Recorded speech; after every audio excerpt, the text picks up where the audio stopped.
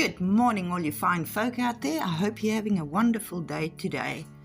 Today we're looking at part 2, and I'm going to go straight into it, of the word Arsenokotai and the other relevant scriptures that was given to us in the last episode. So I would urge anyone who has not watched part 1 to please first watch part 1, otherwise part 2 will make very little sense to you.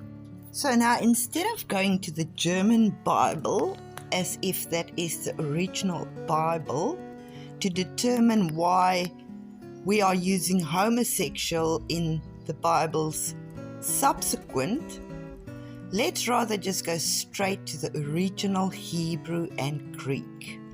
And the first scripture we are going to address is Leviticus 18 verse 22. So we are looking first of all now at Leviticus 18 verse 22. Now this is the actual Hebrew that was used.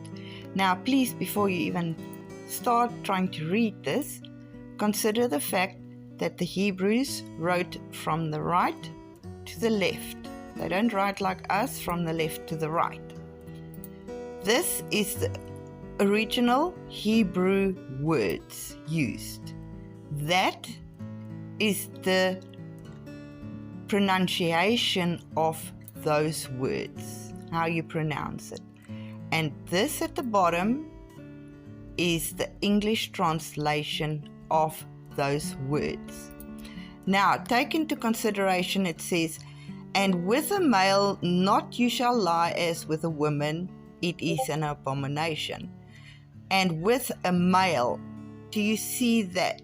That is the Hebrew for male, and it is pronounced zakar. Now, you will see that there are many scriptures that translates zakar as a man or male. Let's look at some. Another example is Genesis 1 verse 27. This is where God created the woman and the man. That's the Hebrew. That is the pronunciation of those words. And the red is the translation. So created God man in his own image. In the image of God, he created him male and female. Notice, it's the same Hebrew word. It is again zakar. It is translated as male. Let's look at another one. Let's look here at Genesis 5 verse 2. Again, the Hebrew, the pronunciation, the translation. Male and female he created them, and he blessed them and called them man in the day they were created. Again, male and zakar. Exactly the same as that. Let's look at another one. Now, not to be biased or anything like that, I've decided to take a scripture that actually refers to animals, and that's Malachi 1 verse 14.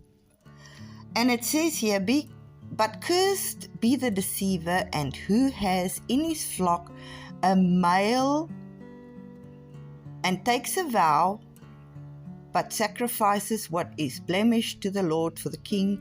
I am a great, says Yahweh."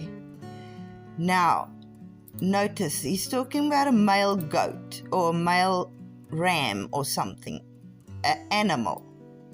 The exact same word,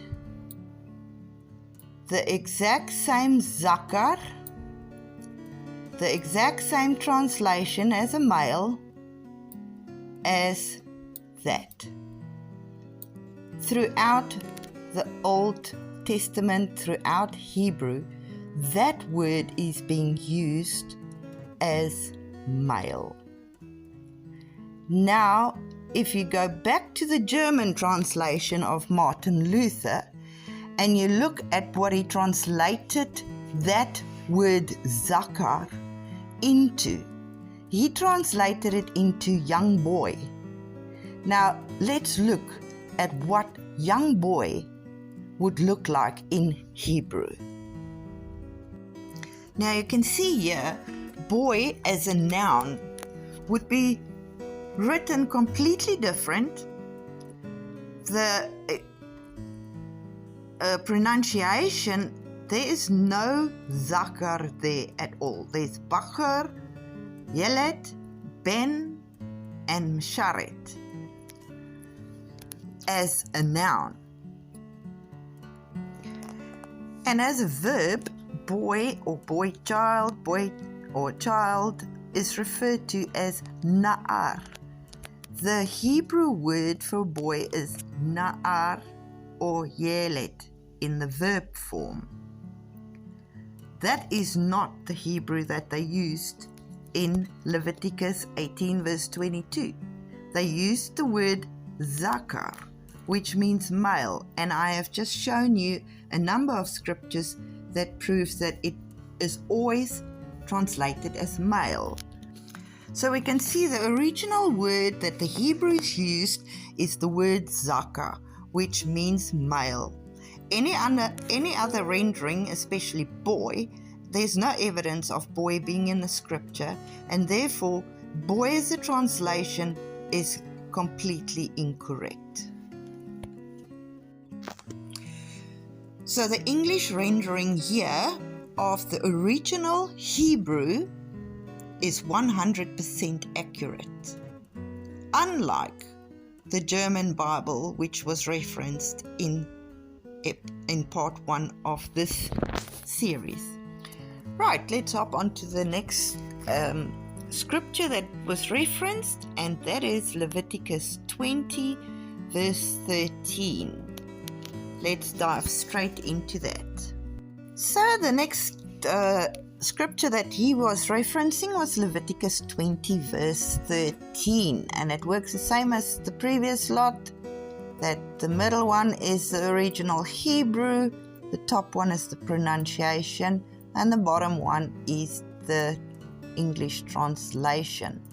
Now look what it says here. And a man lies with a male as he lies with a woman, an abomination have committed. The two of them, surely they shall be put to death. Their blood shall be upon them. Now, and if a man lies with a male, again, the exact same as Leviticus 18 verse 22. Again, zakar. Again, zakar is translated a male. Here it literally is saying if a man lays with another man, it's an abomination, and he committed an abomination, and surely the two of them should be put to death. Here it's very clear that it's a man sleeping with a man is an abomination.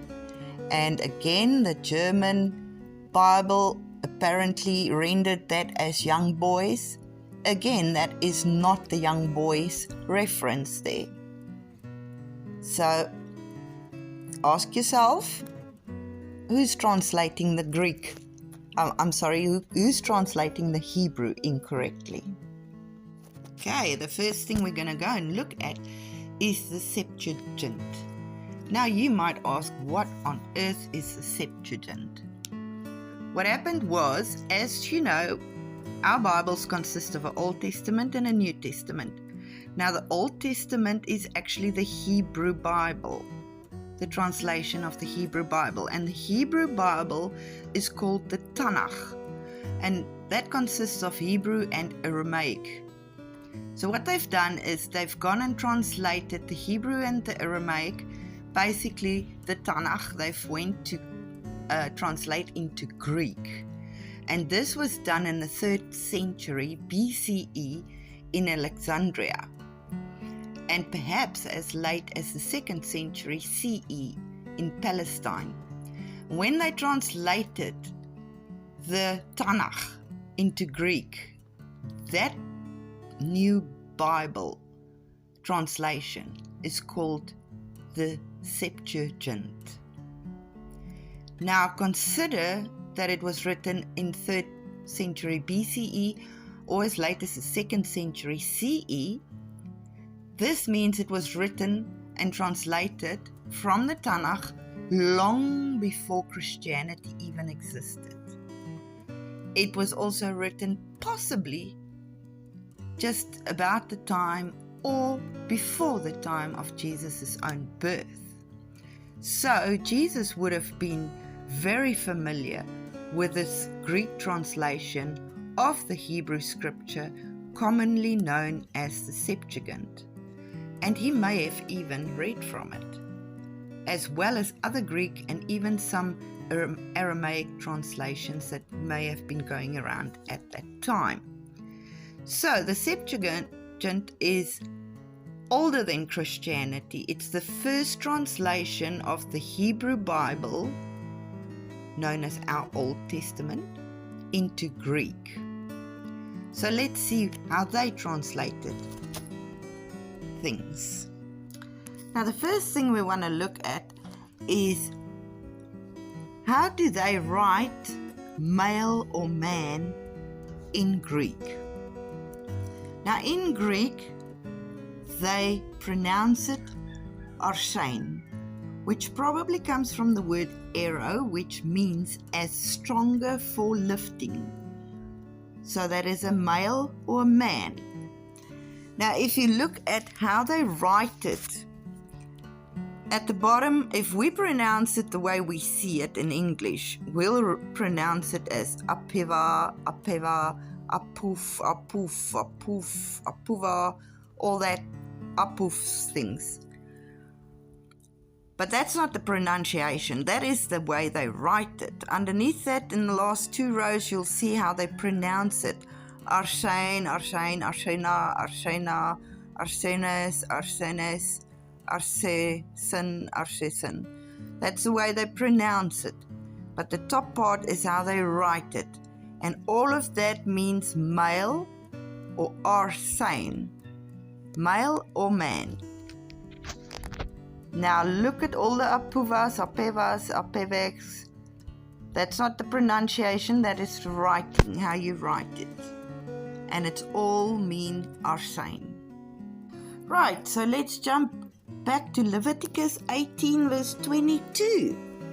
And this is what it looks like in the Septuagint, the Greek translation in 3 BCE.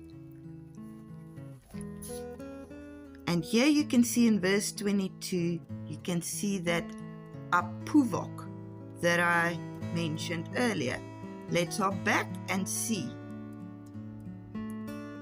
There is the word apuvok, and it means male. You shall not sleep with a male as with a female. Now if we look at Leviticus 20 verse 13, there is the same word again for male, the Greek word for male, as before. Now remember, all the words that are highlighted is the way that it is written.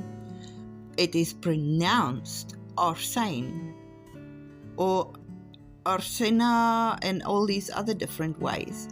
And they all is the Greek word for male or man. Now let's hop over to the New Testament, which is Greek and has always been Greek. And we'll look at the first scripture there. And here we will look at our very specific scripture that was so conveniently left out before.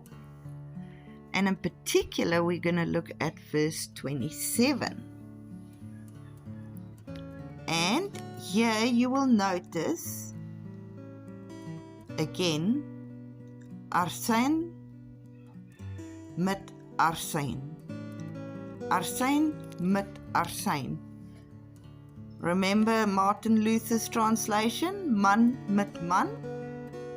So what does the word arsenokoitis mean, or arsenokoitis? You can see the Greek writing, how you write that word there. And you can see the apuvo again. Remember, there it appears. It is pronounced arsene, and it means man or male.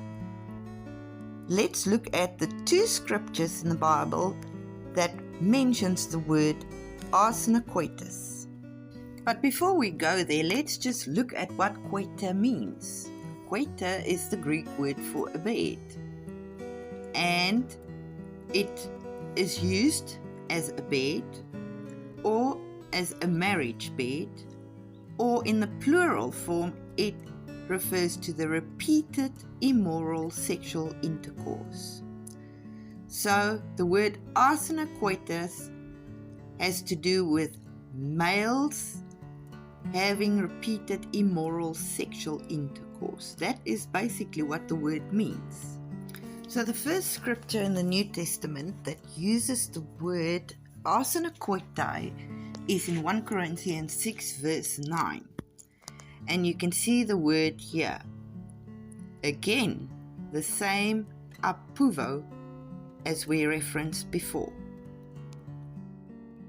Now the next instance of the word arsenokotai appearing is in 1 Timothy 1 verse 9 and 10, more particularly in verse 10. You can see it here. Exactly the same writing.